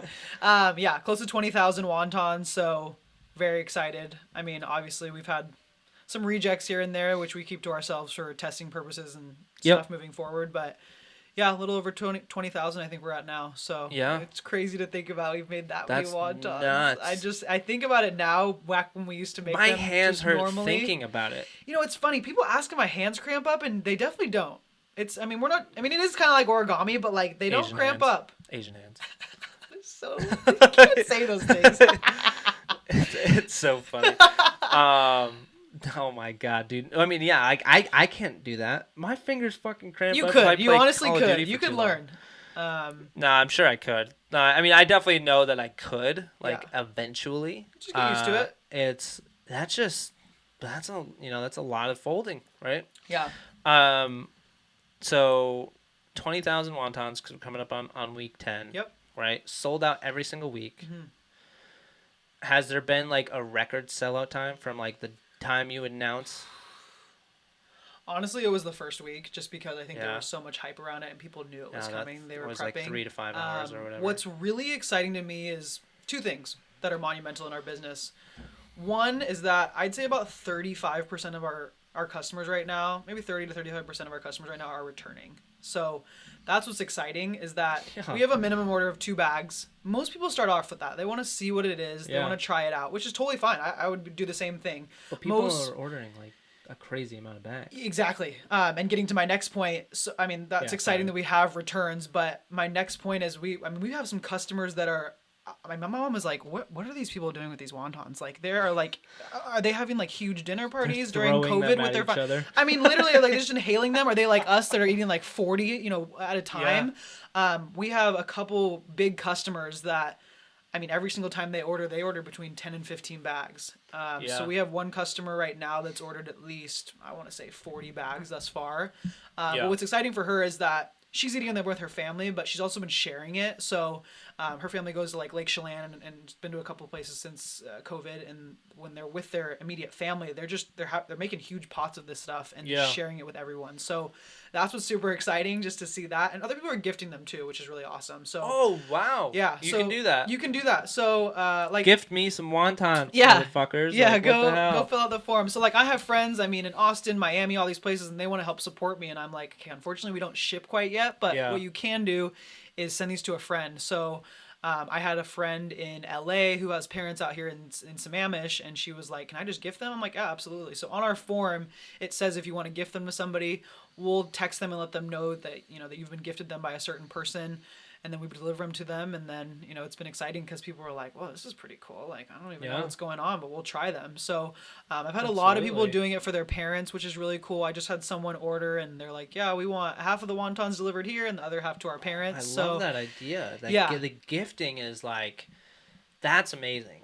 right, Like that's true. That's like very unique. yeah, Like I've like gift if someone like because you can send a gift card, but then I still have to order the food, right? exactly. But like literally gifting, I It's like here they I are. can't think of a better fucking present to get than food and definitely wontons. But like a gift, just like hey, here you go. Hey man, I Exactly. got you some wontons. Like what? That's Yeah. so dope. So we're really excited. I mean, right now, obviously, it's a little bit hotter in Seattle, which is we get very limited amount of time here in Seattle with this kind of weather. But what's exciting for us is that I'm thinking about Thanksgiving time, December, when it's cold. I mean, Oh most of our yeah, customers. I mean, I have customers eating them at all hours of the day. I have people that are eating them in the. for breakfast. Yeah, it's so funny to Claire ate me. them for breakfast. Clearing them for breakfast. I have friends that are, I mean, doing very interesting stuff, like eating them for like 3 meals in a row. I'm like, all right, I think they're good, but I love that you guys are committed. So I'm excited for that because when it's a little bit drizzly outside or maybe snowing, I mean, that's when I really enjoy them the most. I mean, I enjoy Yeah. them all the time anyways, whether Right. it's 80 degrees or not. I mean, they're tasty, They're but definitely like a fall or winter. yeah. So I'm Like excited you get a for little chilled up in the house. It's like exactly. tomato soup.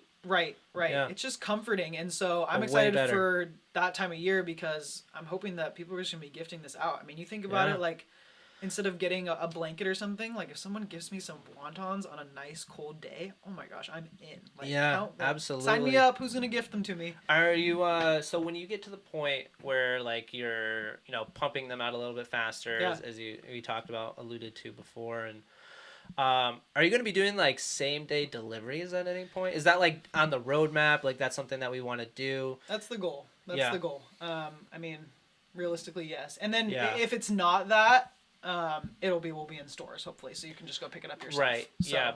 yeah. Got it. So do you want to do like a hybrid where you do both? You still do both?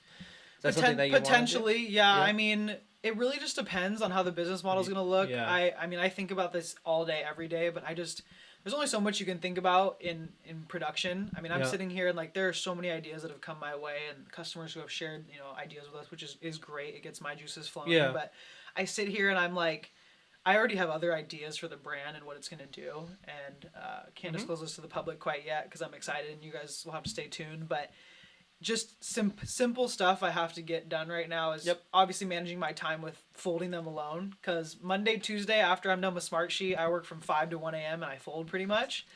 And so you think about... Holy fuck. Yeah. Dude, I drink from 5 to 1. Well, you think about the long days, and I think I just need to have this is the foundation of our business. And like you Yeah. said, one day, I'm already the CEO, but one day it will be hopefully big enough where I'm sitting here talking at a higher rate. But right now, I'm just thinking about the packaging. I mean, we started this. This is a paper bag. It's with a sticker. it is simple. nice It sticker. is very, very simple. But you think about the manual labor. Like my cousin had to put this measurement onto a sticker. My mom has to manually put these onto the bags. We got the instructions printed out. My mom has to cut these because this is an 8.5 and 8.5 by 11. She has to cut them, then staple them, and then inside. I mean, you think about it right now how it is. I mean, we have like a small little bag of white pepper. Yep. Like we have to fill these and sticker them.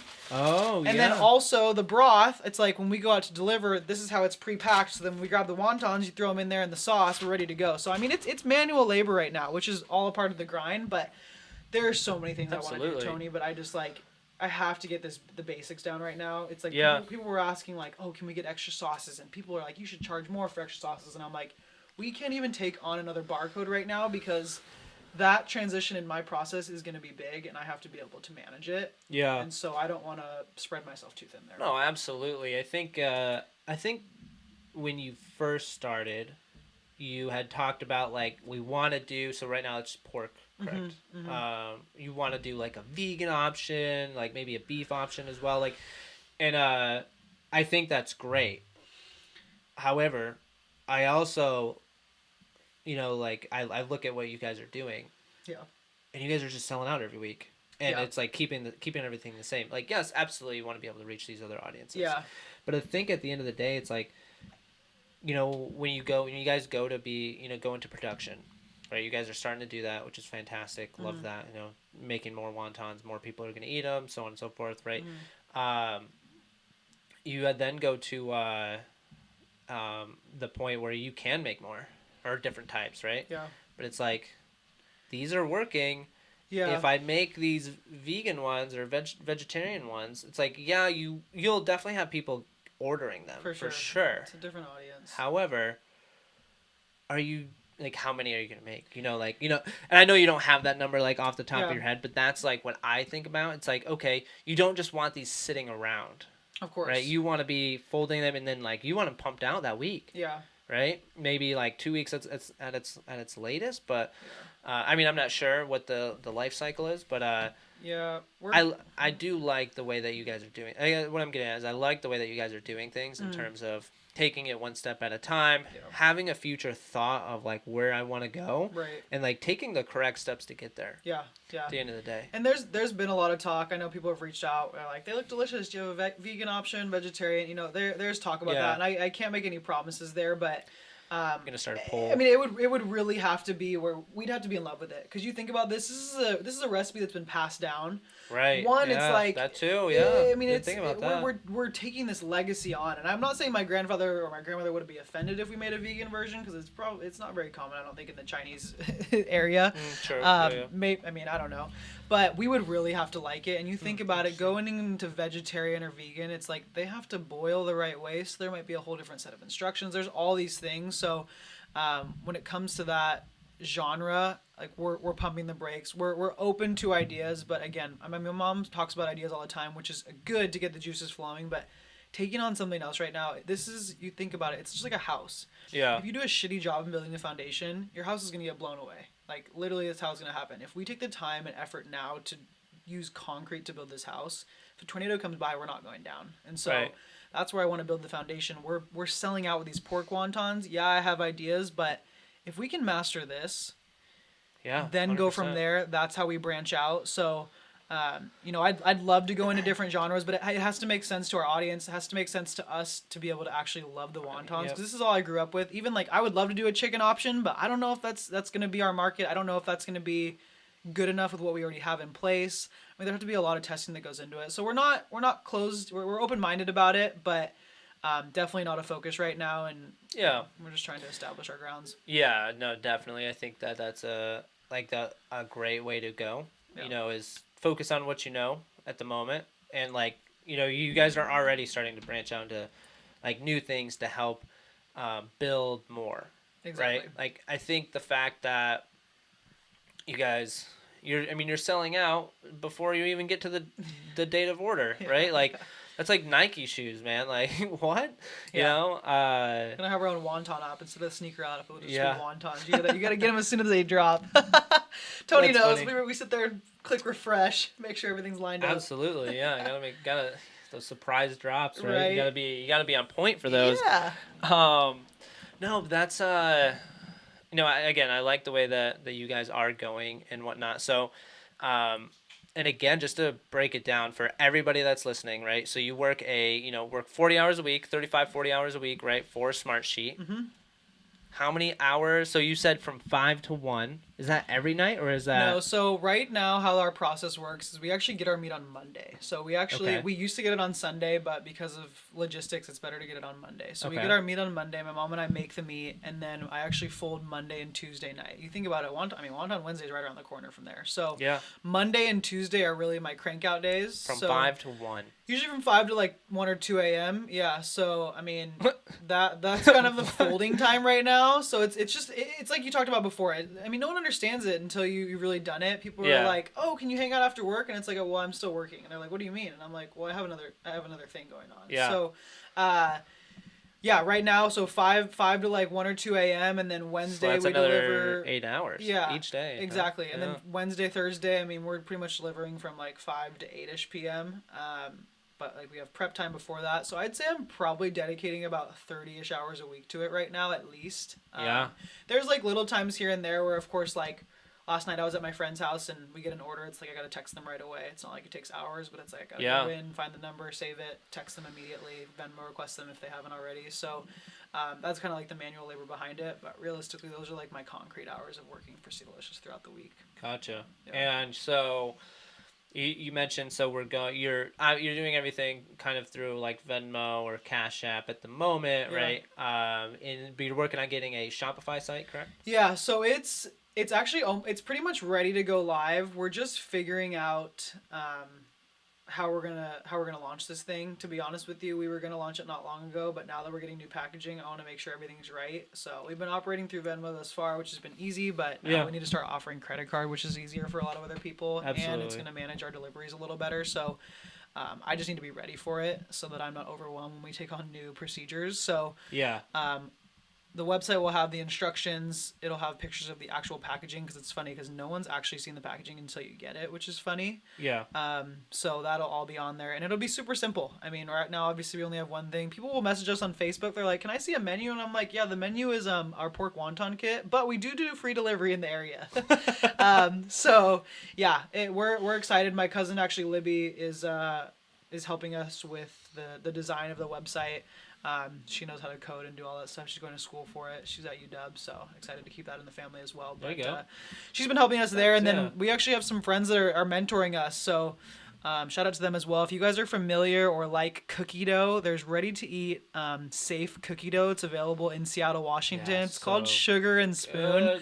good. We got introduced actually through my cousin. Her name's Ivana, and then her business partner William. But they started this at the UW School of Business, and they were supposed to go into real jobs after their work, and their business killed it, and they were like, let's take the leap of faith. So they've been doing quite well, and what's great for us, they've been paying it forward. They've been really mentoring us, so that's where a lot of our assistance has been. And then also my other friend, Jared Adams, who actually has his own company. It's called Traincentric, so if you aren't familiar Yeah. with it, it's really an It's a app great app. and hopefully, Jared, I don't butcher this if you're watching, but it really just helps you with time under tension at the gym. A lot of the times you see people that are using momentum really to do, curls, whatever it may be. His is really focusing on time under tension and isolation there. So his app helps you focus on that and lines you up on your phone screen. And they give you a cool magnet. And they give you a cool magnet, and he's got a great thing going. It's a really He cool designed magnet. it a little while ago, and they're doing quite well. So he's been a great mentor for us as well. And that's, I think, the biggest thing in this. You got to take advice from people that have the results that you want, and they're both killing Yeah. it, and I respect them, and it's been great. And we're really thankful for those friendships and relationships right now. Again, I'll say it if I think for the 10th time this podcast, but just bringing it back, right? You treat people well, you get treated well back, and Yeah. it's that pay it forward type mentality Of that course. you've adopted from your family and grew up with to now pushing it forward, Mm-hmm. um, which is amazing, right? And I think that a lot of people say like entrepreneurship is lonely, and I absolutely agree. Mm. There are 100% moments where it'll be lonely, and I'm sure you've experienced that already. Mm-hmm. Where you like don't know what the fuck is going on, or whatever it might be. However, uh, you're also like utilizing your network so well that it's far less lonely, Yeah. Yeah. right? I think in today's world, today's society, with Instagram, TikTok, Facebook, Twitter, all these different social media applications, that YouTube, right? Nobody really needs to be alone in like a process, right? You can 100% reach out. right? You can reach out to people, and I think it's undervalued. I think people are afraid to reach out Definitely. to like ask for help. Yeah. I know I am. Like, Yeah. there's a lot of moments where I'm like, Yeah. fuck, dude, I kind of want to reach out to this guy, Yeah. but I don't know if he's actually gonna answer. Right. And I think from like that coming from like sales and what we do, the outreach that we do, it's like, yeah, absolutely, but I'm still gonna send this email. This director might not answer my email or my phone call, Mm-hmm. but he might, right? And I think Shoot that's your like shot. yeah, and it kind of goes back to that Kevin Hart mentality. It's like, what's on the other end of fear? It's like, well, I guess I just move on, right? Right. Exactly. Nothing really that bad Nothing's actually there. happens. Nope. Um, you you know you have this network of individuals that have, like, train centric. Sorry, I almost fumbled it. The and I always want to call it salt and straw, and I know that's wrong. It's sugar and spoon. Mm-hmm. Sugar and spoon, and but you have like all of these other connections, right? And you utilize them properly, right? You utilize them like in the best possible way. Yeah. And I think that's like a real lesson as well, is like, you can have these connections, but if you're not using them, like, and I don't want to like say using them, like, you're not using, Yeah. like, It's hard to navigate those terms. right, Yeah. exactly. And Yeah. I'm not that articulate. I'm an idiot, It's so it's don't it's listen it's to me. bringing value into Yeah. one's life. Yeah. So you're bringing value, and they're bringing value back, Mm-hmm. right? And I think that's like a huge, and that's a huge part of your success, in what you do and what you bring to the table and Yeah. everything that's going on. So, I think that's amazing for one. I, th- you know, I there I don't know if there's anybody better that I know that utilizes and brings value to other individuals and gets value back, like, the way that you do. Thank you. Yeah. I try. Yeah. Yeah. I mean, Do what you can. that's the big thing though, Tony. It's just like, it might not have directly been the main reason you did this podcast, but for me, I needed to take advantage of this opportunity. Yeah. But beyond that, like, it might have had 1% of your success in moving forward with this podcast, but it made you do something about it. Yeah, And so it's funny absolutely. that you brought that up, because my good friend Brady Parkins, he was watching this as well. He was like, he always wanted to try the wontons. He made that comment. He said, do I need to get invited over for dinner? How do I get a hold of these things? And then I finally started it, and he saw it happening, and he actually texted me, and I had no idea he was watching my journey. And he said, Nikki, I actually just started a detailing company. And he said, the reason Wow. I did it was because I saw you and your mom killing it. And he's like, why am I not starting this? So they haven't launched yet, but they're called Lux Washington. And they're doing detailing within essentially the east side. It'll be mobile detailing, which is awesome. Yeah. You can either drop it off at their house or they'll come to you at work. Obviously, things are different with COVID. But I actually just got my car detailed with them, and they did a phenomenal job. But what's cool is that you may not always know that you're impacting someone. And that's what I just want positivity to be spread. I mean, even like my cousin thinks I'm annoying sometimes when I post my workout stuff or whatever on my Instagram. But it's funny because she still follows me and she sees stuff all the time. But I see other people or hear about it every once in a while, and they're not always willing to share. But my friend Gianna, a little while ago, it stuck with me. She was like, Nikki, I love seeing those. She's like, I actually, when I see them, sometimes I feel like a little bit of a piece of shit, but she's Oh, like, I 100% do. yeah, I'm like, but fuck, Nikki's working out. Like, why am I not? yeah, Like, I'm still in bed. it might not convince you to go run 6 miles, but sometimes she literally told me, she's like, instead of eating 10 cookies, I ate 6 because I saw you do that. And so for me, that's a big thing. And I want to be around people that are going to push me into the best light, be good for me. And that's where I think we're kind of in this point in our life where Yeah. you're always filtering out friends, but I've realized now, like, I have to be around good people, because if you're not, I actually just read a quote the other day, and I'm actually going to read it really quick because Yeah, I don't want to butcher it, but essentially, if you look at the people in your circle and don't get inspired, then you don't have a circle, you have a cage. Now, I'm going to repeat that one more time. If you look at the people in your circle and you don't get inspired, then you don't have a circle, you have a cage. And that really stuck with me because you Wow, I like become that. you I become got the chills. 5 people that you surround yourself most with. Like, Yeah. you're a sum of them. And if you're surrounding yourself with a bunch of people that are, not motivated or are just influencing you in the bad way. I mean, we all have those friends that are kind of just like not the best influences, but they're still our friends. But you can't be expect to grow when you're spending all this time with them. So Yeah. that's what's like really important to me is that I want to be around good people who make me be better, and I think that's why I'm friends with some of the friends that I am friends with. So Yeah. No, absolutely. And I can definitely, I 100% agree with everything that you just said. I think that, it goes back to that, to what every like entrepreneur tells you, right? It's like you are who you are, the sum of the five people that you surround yourself exactly. with, right? And there's a million variations of that, but I think the metaphor here is like, hey, if you surround yourself with shitty people and they're not like helping you get better, like you're in a fucking cage, bro. Yep. You're a bear in a Exactly. fucking cage at the zoo. Yeah. Like, Which you is got a not good peacock for cap and you anyone. gotta let me fly, right? Yeah. So I think that that is also really important, and I wanted to go back to this because it's something that I was thinking about while you were telling us this. But your business has essentially broken the mold. You're like the Steph Curry of like the restaurant business, right? That's a big analogy. Yeah, well, he broke the game, man. He hit like 400 three Dang, pointers Steph in a Curry. Okay. season, right? Favorite player, love Steph Curry. Saw Yeah. him in Madison Square Garden, dropped 54. So Pretty good. cool. Um, but like I mean, again, like you like I said, you broke the mold, right? You're using Instagram. Yeah. It's pretty much the only way.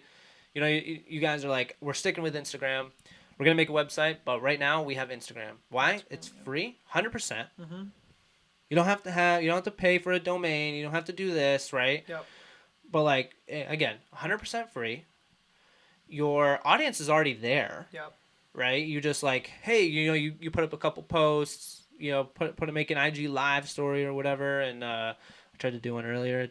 I fucking failed. Struggle's real. I'm amazed I got all of this to work all at once. That's the true miracle of this Saturday. Um, Again, but yeah, like you're using your audience. You're just using IG. You started using Smartsheet for your orders. Mm-hmm. You're making it really simple and using Venmo and the Cash App. Mm-hmm. I what I'm getting at is that you didn't make excuses for what you don't have. You found a way to make it work, Yeah. Yep. right? Like you were like, well, you know what? If people, everybody who's gonna order these wontons, they're gonna order them. They're gonna fucking pay me in cash, and it's gonna work.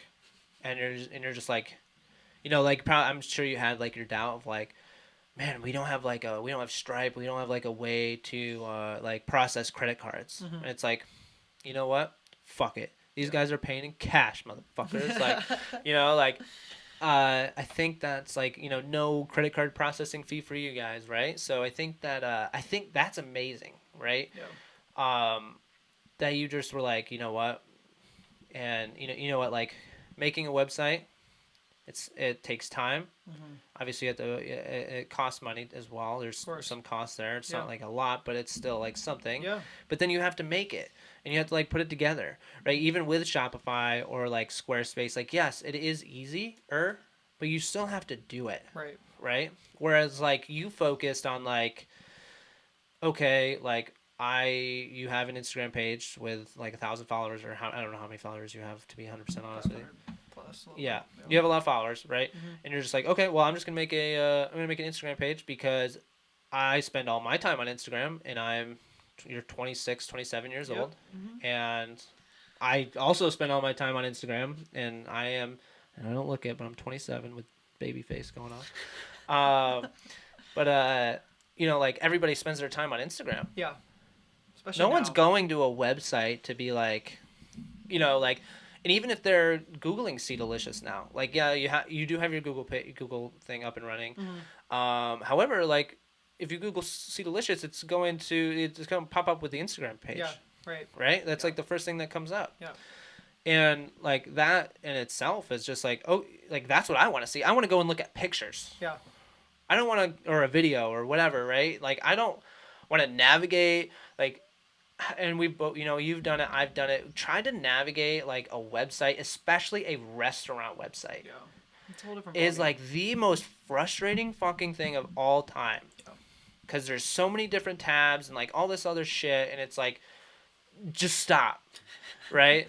Like, make this so much easier for me. Right. Yeah. And you guys have done that because you just did it with the tools that, again, free.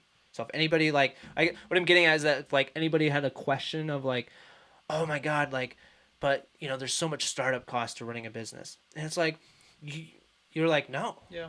it's really not. Yeah. Use your I just resources. we made our product. Right. That was our startup cost. Yeah.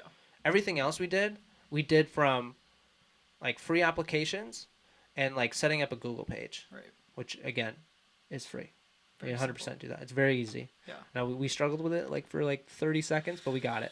Yeah. Struggle with technology sometimes. Somehow we sell software, but yeah, that's I fine. know, right?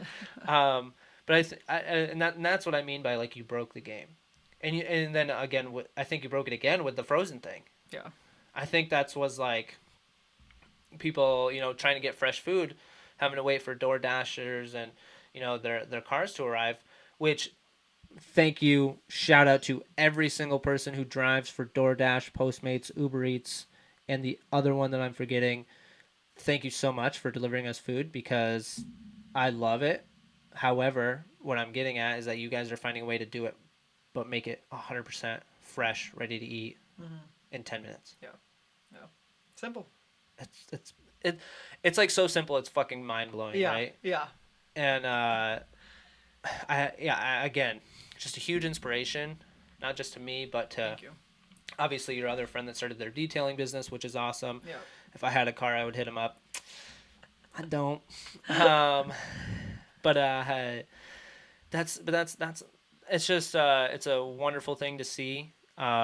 So we'll if did you have anything else you wanted to talk about? I guess we'll wrap it up here. Yeah, no, we're totally fine. Thank you all for listening. Yeah. If you have any questions, honestly, here to pay Yeah, it where do we find you? Yeah, Yeah, exactly. here to pay it forward, but you can find us on Instagram, Setolicous, Seto, and then Licious. Beyond that, we are on Facebook taking orders as well. We're on Twitter, we're Setolicous8, because somehow Setolicous was taken, but we're okay with that right now. And then staying tuned on our website, it'll be Setolicous as well. But you can always DM us on Instagram, wherever you feel fit. We're here to answer your questions, take feedback, comments, all that jazz. But thanks so much for tuning in. We're really appreciative of the people who have supported us thus far, the team that's really been backing our operation since day one, and we're excited to see what's here moving forward and to go from there. Awesome. Niki, thank you so much for your time today. Again, I really appreciate it. Thank you for everybody who listens, is tuning into this live. I really appreciate you guys watching us have a conversation. That's awesome. But also, yeah, just thank you so much. And we'll see you next time. Bye, everybody. Bye.